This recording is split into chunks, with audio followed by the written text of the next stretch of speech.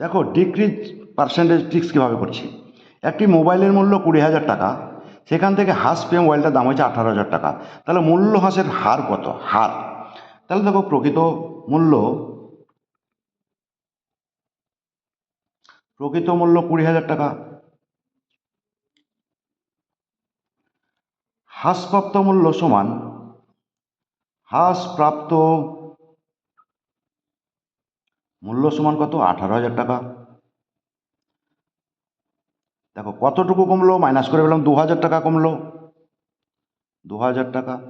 অতএব percentage of হ্রাস সমান, তাহলে 100 গণিত হ্রাস 2,000 ডিভাইডেড বাই প্রকৃত মূল্য কত? 20,000। এখানে তুমি কেটে দিলাম 10, কেটে দিলাম 10, তাহলে হয়ে গেল 10% হ্রাস। Option D correct answer. উপরের অঙ্কটা বুঝে থাকলে নিচের অঙ্কটা কমেন্ট করে কমেন্ট বক্সে অ্যান্সার জানাও।